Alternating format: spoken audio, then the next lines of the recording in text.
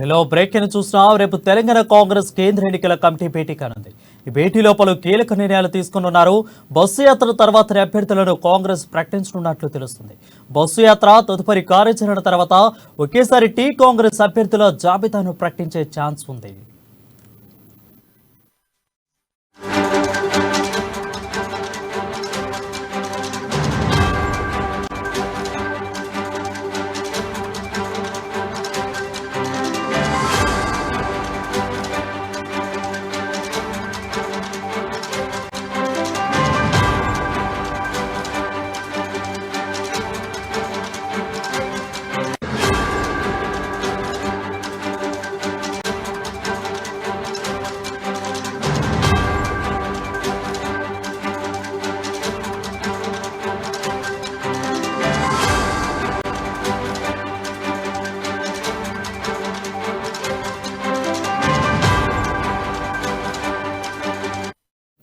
Breaking news చూసినాం. రేపు తెలంగాణ కాంగ్రెస్ కేంద్ర ఎన్నికల కమిటీ భేటీ కానుంది. ఈ భేటీలో పలు కీలక నిర్ణయాలు తీసుకున్నారు. బస్సు యాత్ర తర్వాతనే అభ్యర్థులను కాంగ్రెస్ ప్రకటించనున్నట్లు తెలుస్తుంది. దీనిపై మరింత సమాచారం మా ప్రతినిధి రాజు గాంధీపౌల్లో లైవ్ లో అందుబాటులో ఉన్నారు. రాజు, చెప్పండి.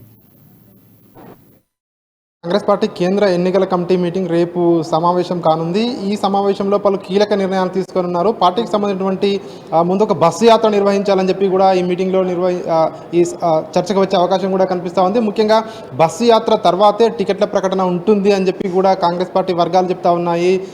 బస్సు యాత్రను ఈ నెల 15 తర్వాతే, అంటే ఈ నెల 15 అంటే 16 కానీ లేదంటే 17 తారీఖు కానీ ప్రారంభించే అవకాశాలు అయితే మనకు స్పష్టంగా కనిపిస్తూ ఉన్నాయి. ఈ యాత్ర తర్వాత అంటే నేతలందరూ కూడా ఒకే తాటిపై ఉన్నాము అని చెప్పి విధంగా, అదేవిధంగా ప్రచారానికి మేమంతా సిద్ధమయ్యాము, సో ఇంకా డైరెక్ట్ ప్రచారమే ఉంది అని చెప్పి కూడా ఒక సందేశాన్ని ప్రజల్లోకి పంపే విధంగా వీళ్ళందరూ కూడా ఈ బస్సు యాత్రను చేపట్టనున్నారు. ముఖ్యంగా ఈ బస్సు యాత్ర తర్వాత ఏదైతే ఆ టికెట్ల వ్యవహారం ఇప్పటికే స్క్రీనింగ్ కమిటీలో 3 దఫాలుగా చర్చలు జరుగుతూ ఉన్నాయి. ఈ నేపథ్యంలోనే ఇప్పటికే సగానికి పైగా టికెట్లపై అలాగే ఒక నిర్ణయానికి కూడా వచ్చినట్టుగా కూడా తెలుస్తూ ఉంది. మిగతా సగానికి పైగా ఉన్న టికెట్లు ఏవైతే ఉన్నాయో వాటిపైనే కొంచెం సందిగ్ధత నెలకొని ఉంది. ఎందుకంటే అక్కడ పోటీ అభ్యర్థులు ఎక్కువగా ఉన్నారు, ఎవరికి టికెట్ ఇవ్వాలి సో అని చెప్పి కూడా దానిపై తీవ్రంగా పార్టీ నేతలు కసరత్తు చేస్తూ ఉన్నారు. ఈ నేపథ్యంలోనే అదంతా కూడా జరిగే వరకు లేట్ అవుతుంది కాబట్టి ప్రాసెస్ అంతలోపు బస్సు యాత్ర చేయాలని చెప్పి కూడా పార్టీ నేతలు నిర్ణయించిన కూడా మనకు తెలుస్తూ ఉంది. అదేవిధంగా ఆ బస్సు యాత్ర తర్వాత ముఖ్యంగా రాహుల్ గాంధీని ఇక్కడ కరీంనగర్కు పిలిపించి ఇక్కడ ఒక బహిరంగ సభ నిర్వహించాలని చెప్పి కూడా కాంగ్రెస్ పార్టీ ఇప్పటికే ఆలోచనలు చేస్తూ ఉంది.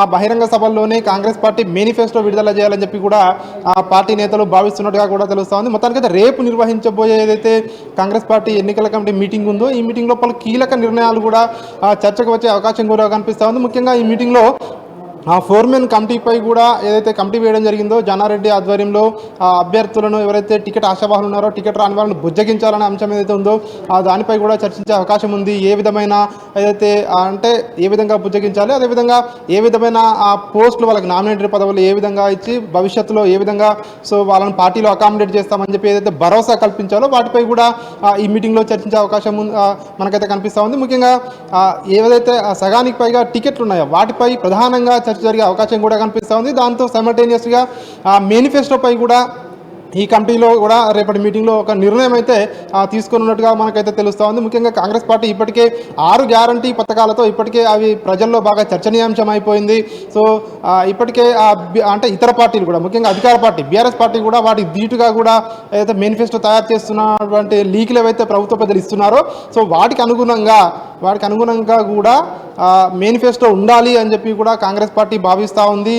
సో మేనిఫెస్టో ప్రజలకు ఎవరికైతే అన్ని వర్గాల ప్రజలకు కూడా సమన్యాయం ఉండేలా కూడా మేనిఫెస్టోలో ఒక నిర్ణయం తీసుకోవాలి, అట్లాంటి పథకాలే ఇందులో ఉండాలి, అట్లాంటి అంశాలే ఉండాలని చెప్పి కూడా ఆ మేనిఫెస్టో కమిటీలో ఉన్న సభ్యులందరూ కూడా అదే చర్చించుకుంటా ఉన్నారు. ఈ నేపథ్యంలో ఇవన్నీ కూడా రేపు చర్చకు వచ్చే అవకాశం అయితే మనకు కనిపిస్తూ ఉంది. వరుణ్, మీరు చెప్పినట్లుగానే రాష్ట్ర వ్యాప్తంగా మేనిఫెస్టో రాహుల్ గాంధీ చేత విడుదల చేస్తారు, ఓకే.